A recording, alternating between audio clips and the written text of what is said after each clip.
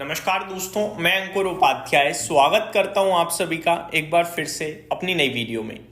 दोस्तों यहां पे आप सभी के साथ आज का सबसे ज्यादा खबरों वाला, सबसे ज्यादा चर्चा वाला शेयर है बजाज फाइनेंस, जिसको मैं डिस्कस करने वाला हूं। भयंकर गिरावट आ रही है, 7.5% नीचे है। वैसे तो बजाज फाइनेंस एक हाई बीटा स्टॉक है, दे देता है 8-10% के मूव कभी कभार खबरों के दम पर।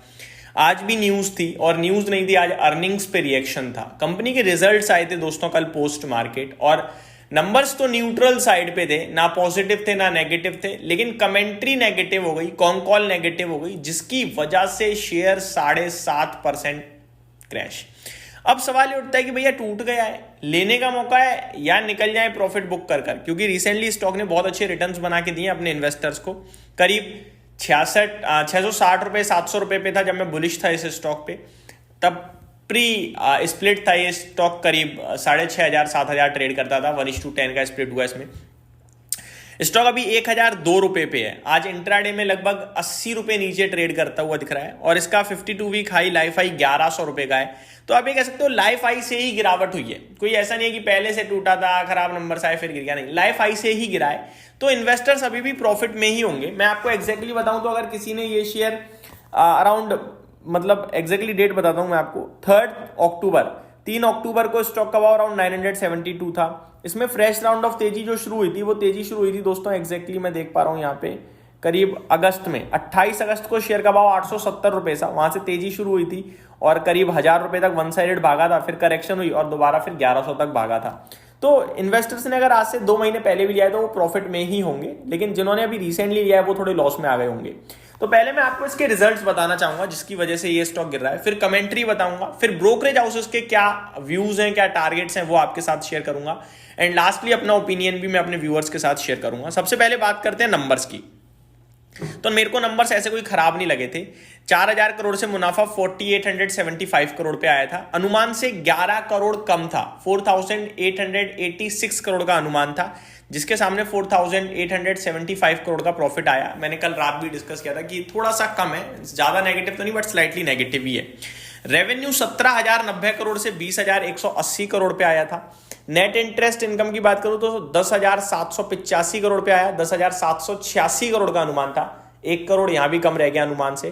तो inline type number slightly negative थे, इतने नेगेटिव नहीं थे कि 7% गिर जाए। फिर ये स्टॉक 7-7.5% क्यों गिरा? Because of commentary.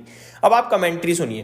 कंपनी के एग्जीक्यूटिव ने AUM ग्रोथ जो है वो घटा दी FY26 के लिए, 22 से 23% की करी। पहला नेगेटिव जो अपडेट था। आगे मैं आप सभी के साथ बात करूं तो कंपनी की तरफ से जो कॉन्कॉल आई है उसमें क्या कहा है मैं बताता हूं। FY26 के लिए AUM ग्रोथ फॉरकास्ट 22 से 23% करा, जैसा कि अभी मैंने बताया, जो कि पहले 24 से 25% था। तो 2 से 3% तक AUM फॉरकास्ट कम कर दिया। तो ये एक तो नेगेटिव लगा बाजार को। किस लिए कम करा? क्योंकि MSME सेक्टर में जो बदलाव हो रहे हैं वो थोड़ा सा नेगेटिव साइड पे हो रहे हैं। आगे, this guidance suggest a stable outlook for Bajaj finance funding cost potentially influencing investors confidence positively in the finance sector. तो ये कह रहे हैं कि ये जो कमेंट्री है ये आपको थोड़ा नेगेटिव साइड पे लग रही है, लेकिन इससे क्या है कि आपको पता चलेगा कि कंपनी ना अपने पैसे जहां दे रही है उस पर भी फोकस कर रही है कि खराब जगह पैसा ना चला जाए। ठीक है। आगे, कॉस्ट ऑफ फंड जो भी रहने वाले हैं वो 7.5 से 7.55% पे रहेंगे FY26 में। और क्रेडिट कॉस्ट की बात करी जाए तो करीब 1.85% से 1.95% की रेंज में रहेगा। Anticipating major improvement in FY27, अगले वित्त वर्ष में अच्छे इंप्रूवमेंट देखने को मिलेंगे। MSME ग्रोथ जो है वो स्लो होते हुए दिखेगी 10 से 12% इस साल। तो ये कुछ कॉन्कॉल की अपडेट थी जो बाजार को पसंद नहीं आई हैं। अब आता हूं मैं आप सभी के साथ ब्रोकरेज हाउसेस पे। तो पहली ब्रोकरेज हाउस है दोस्तों CLSA, जो कह रही है 1,200 रुपए का लक्ष्य है हमारा। दूसरी है बर्स्टेन, जो कह रही है 640 रुपए का लक्ष्य है हमारा। तीसरी है मॉर्गन स्टैनली, जो कह रही है 1195 रुपए का लक्ष्य है।